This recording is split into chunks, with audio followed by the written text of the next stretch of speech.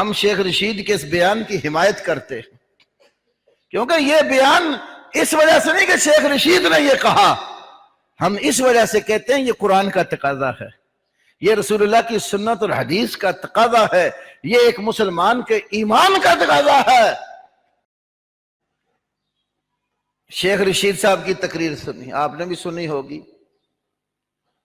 Assembly میں نام کے مسلمان تو بہت ہیں، کچھ وہ بھی ہیں جو خالص مذہبی لوگ ہیں، لیکن کسی کو بھی اسمبلی میں جہاد فی سبیل اللہ کا نام لینے کی بھی ہمت نہیں ہوئی۔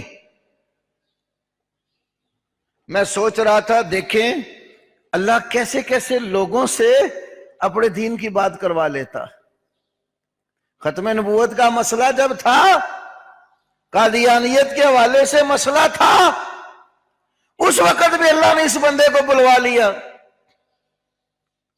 اب ہندوؤں کے ساتھ لڑائی کا مسئلہ پیدا ہوا، ہندوستان نے پاکستان کے اوپر وار کیا، اور اللہ کی توفیق سے ہماری آرمی نے اس کو بڑا بہترین جواب دیا،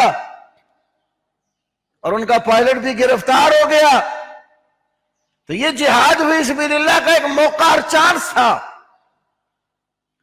اللہ نے اس بندے سے جہاد کی آواز اسمبلی میں بلند کروا دی۔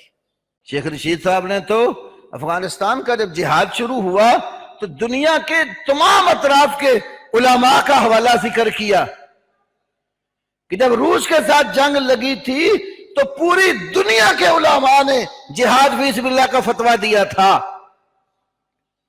اور آج جب آپ کے گھر پر آپ کا ہمسایہ، آپ کا پڑوسی، گائے کا پجاری، دنیا کا بدترین مشرک وہ آپ کے اوپر حملہ کرنے کے لیے نکل آیا ہے تو یہاں جہاد کا حکم ہونا چاہیے۔ یہ اسلام کا تقاضا ہے، اور ہم شیخ رشید کے اس بیان کی حمایت کرتے ہیں، کیونکہ یہ بیان اس وجہ سے نہیں کہ شیخ رشید نے یہ کہا، ہم اس وجہ سے کہتے ہیں یہ قرآن کا تقاضا ہے، یہ رسول اللہ کی سنت اور حدیث کا تقاضا ہے، یہ ایک مسلمان کے ایمان کا تقاضا ہے۔